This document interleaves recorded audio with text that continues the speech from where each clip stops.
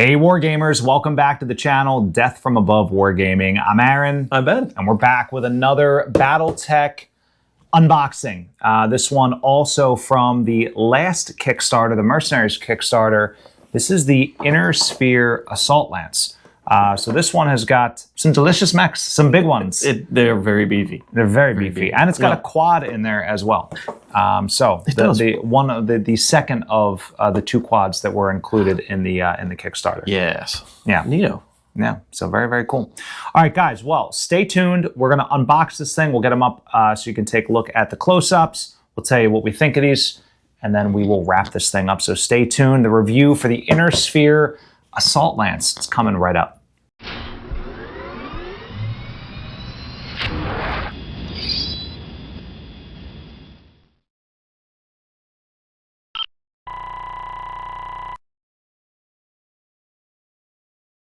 And we're back. All right, we're here with these four mechs. Let's see what's in the box. Open her up. What could be in here, guys? I have no idea.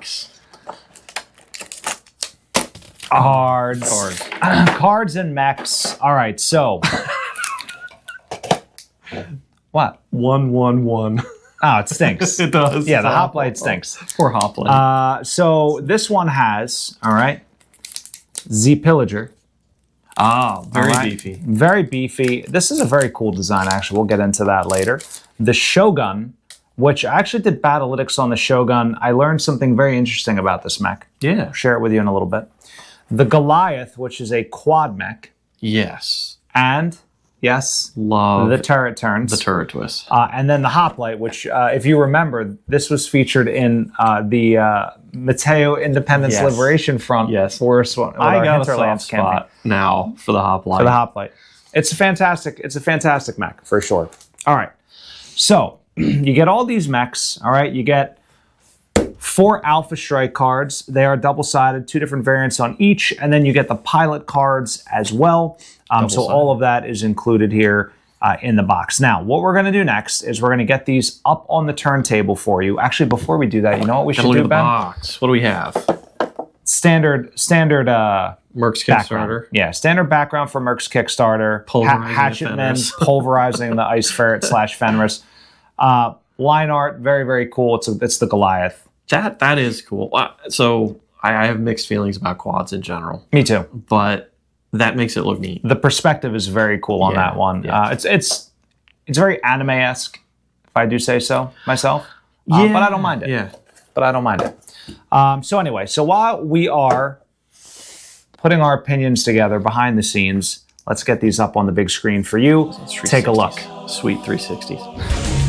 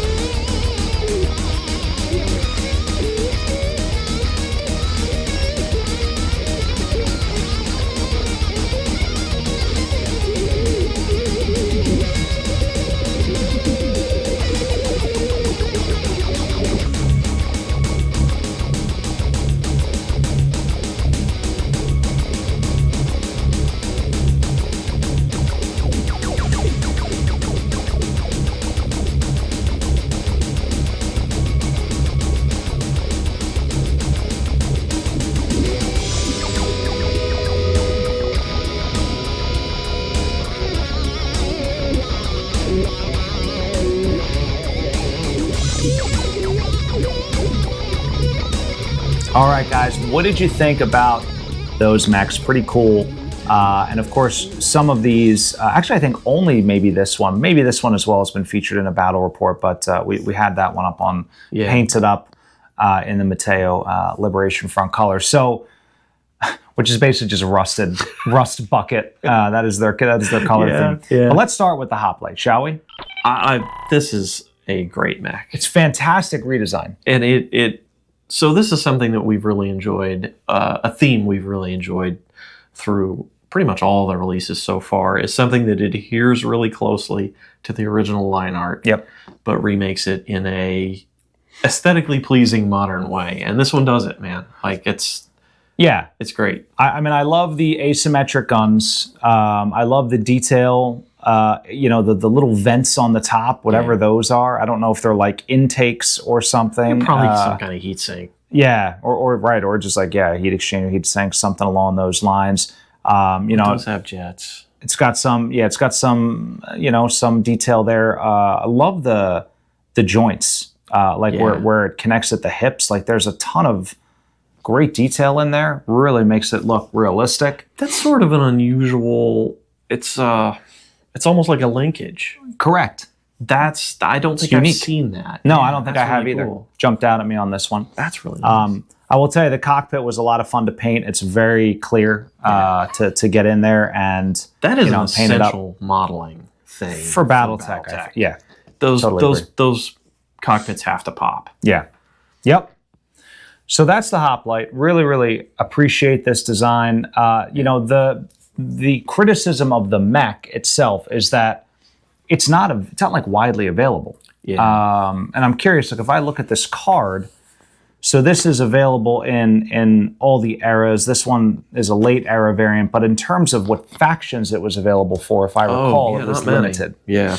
If I recall. Well, they don't put that on the card, which is, I mean, honestly, makes sense. There's so many factions, right? It would be like a matrix of yes, it would. What faction by era? Yeah, it would. It would be like there'd be multiple axes. You need another card. Yeah, three-dimensional. Yeah, a three-dimensional card. It's like this one, which we'll talk about in a minute. Let's hop to the Goliath.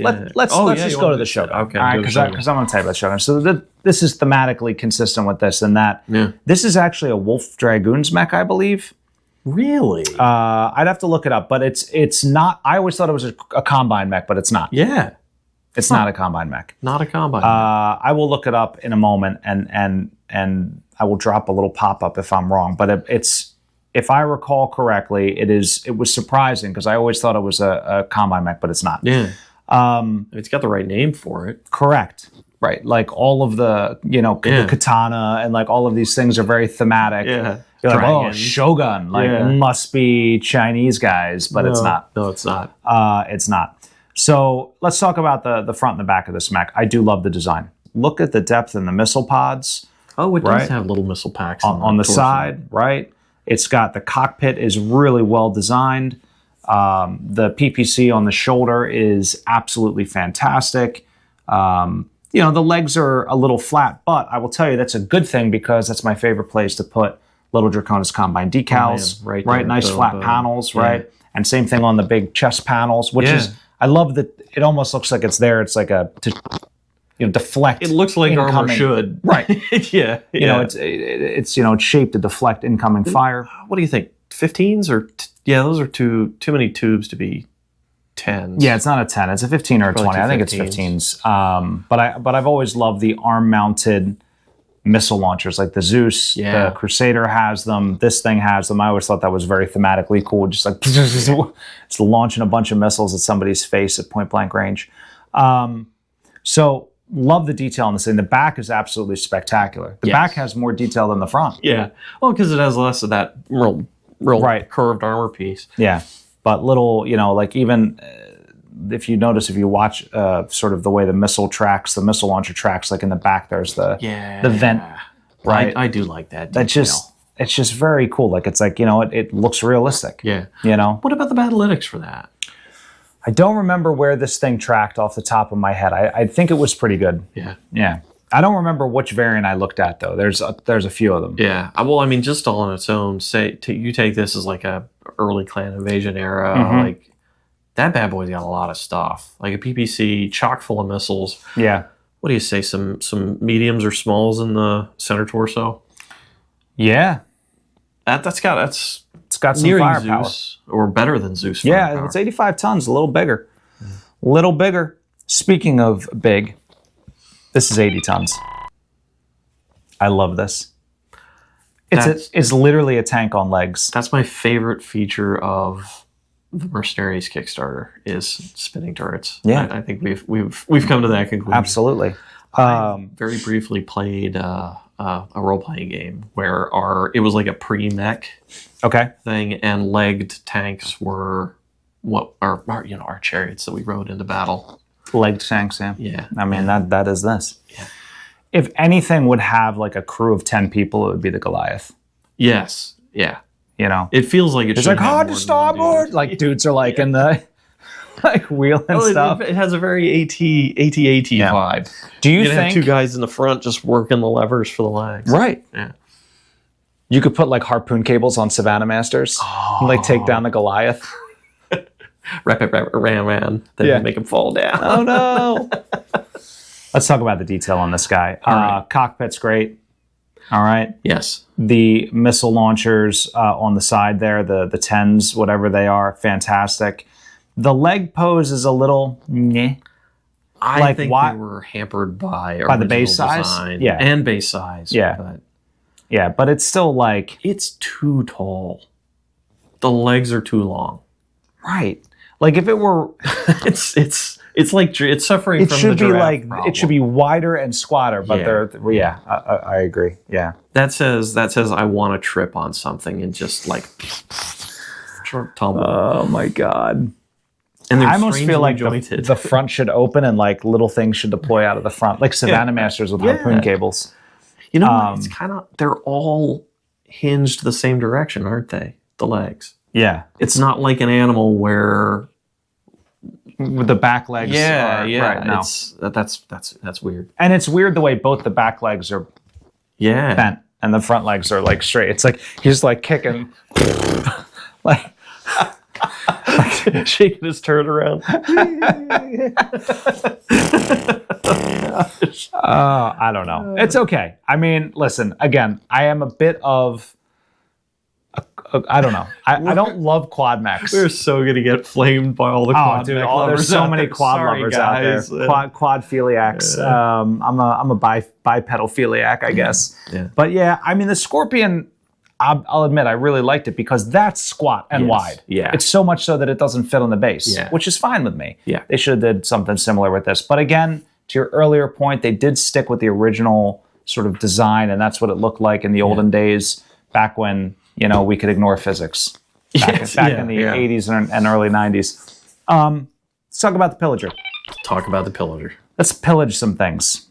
So this is a fantastic mech because it has claws on it. The first dude to paint this up like Wolverine wins. Just wins outright.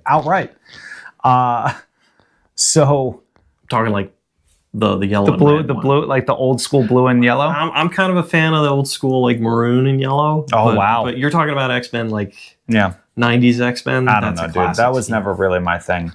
I remember watching the cartoon as a kid. Oh yeah. It's like Gambit and Storm, and it was a great cartoon too. Yeah, they run around, they like stab the Sentinels. I'm off topic. We are. Sorry, we're digressing. So you have to make this guy stabbing a Sentinel. Oh, that's another mech. And then let's see who picks up on the diorama time. Do it, Matt Steiner. We're calling to you, buddy. So let's talk about the actual Steiner mech itself. So I do love the claws. Yeah.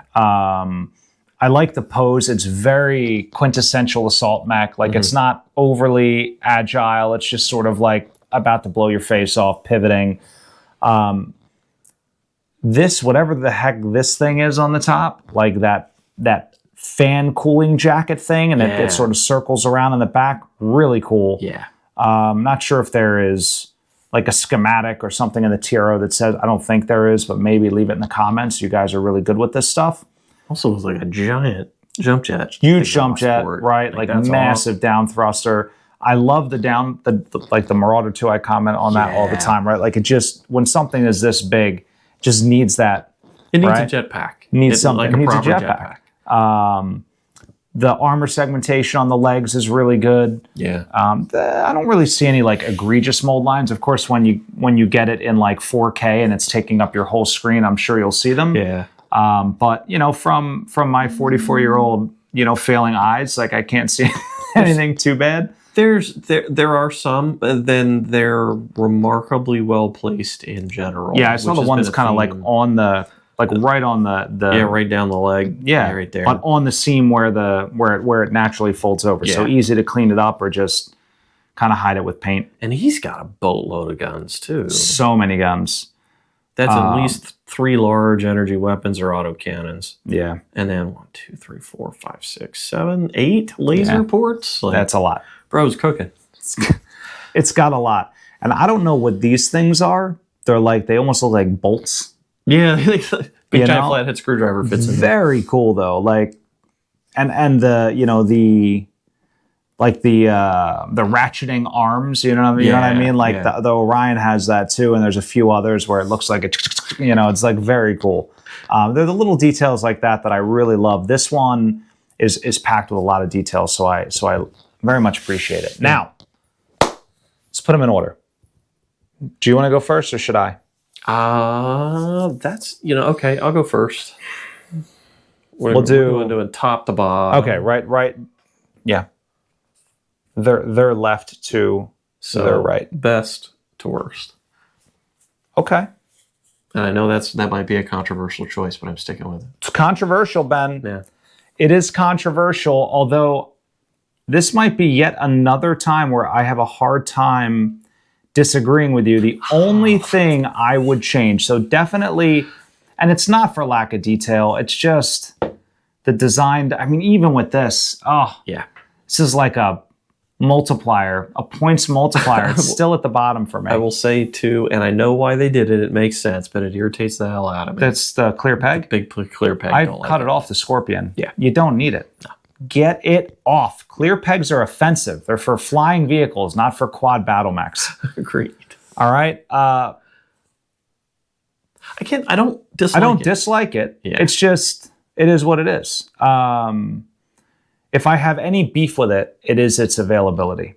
And just your ability to kind of work it in. Now, of course, BattleTech. Salvage happens. Things happen. Yeah. I'm going to look it up right now. I'm going to grab my phone, guys. All right. And I'm going to look this up right now. Well, while you're doing that, I'm like, part of this sort of, for me, fits into the very barrel-chested Ost series look. Yes. And I'm not a huge fan of that, I have to be honest. I like my mechs very blocky and square. Yeah. So there's only a handful of variants too. Oh, right? That's not a lot. No. It's only a handful of variants. So this is the 3090 variant. Yeah. It's all Wolf Dragoons. Oh, it says all mercenary. Somebody has to make that and sell that then. That's a Sarna dive. But yeah, see, it's all Wolf Dragoons. So that particular variant, I think, and then it goes extinct. It goes extinct. Yeah. I hate, it's like the Annihilator too, which is another one where it's all Wolf Dragoons. Yeah. I don't understand why, why? And then why put it in this pack? Also too, if you were the Wolf Dragoons, you're making money as mercenaries, but you've got a whole factory building battle mechs. You should be selling those things. And buying Bitcoin. Yes. Imagine what Bitcoin's worth in 3150. A lot or nothing. You got entire planets devoted to data mining. Just Bitcoin mining. Bitcoin mining. Clan Sea Fox. That's their secret. Global warming is off the charts. So we went off on a tangent. Anyway, this is number 3 for me. Not partially for design, partially for just the feasibility of fitting it into a force. Yeah. If you're a lore nerd and you kind of care about that, I mean, obviously you could do whatever the hell you want in this game, which I do appreciate. I would do this. Respectable. I do like the Hoplite. Maybe I'm less excited about it because I already painted it up, but it's cool. But this thing really is cool. Yeah. It's funny. I was not in love with this thing looking at it in the box. Once I got it out and you can see the dimensions, it's one of my big complaints about the Devastator. It's got that pancake look. This does not. This thing looks like it's packing some sort of fusion engine in the middle of this thing, right? It's beefy. The claws are cool. All the guns are cool. All the little divots and details, and I absolutely love the cockpit on this thing. So this one is my number 1. Overall, would you buy this pack, Ben?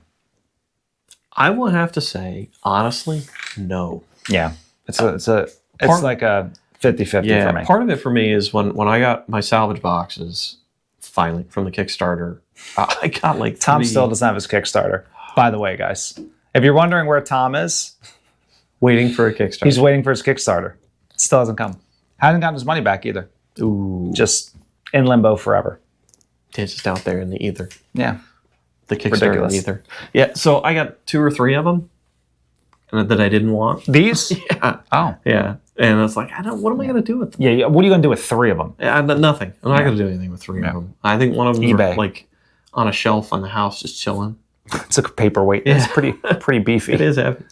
So I have no reason to get that one. Yeah. I'm not a quad fan. Right. The only one I would buy this box to get is the Hoplite. Yeah. And that's silly because it's terrible. Like, it's garbage. But it's cool, right? But it is cool, and I really like the design. The only thing I would say is from a completionist perspective, yes. Any other perspective, like if you're a new player, you're building your force, or you want to, you don't have money to burn, and you want to really add something meaningful to your collection, this is one it would bump down the list. Yeah, unless you absolutely fall in love with each of these designs, or you're like a Wolf Dragoon fanboy, or a Capellan, like right there, it's a Capellan mech, I think. I don't know. It's a good question. Like, unless you have factions that these particular mechs are devoted to, then I'd miss it. Yeah, I think so. I really would.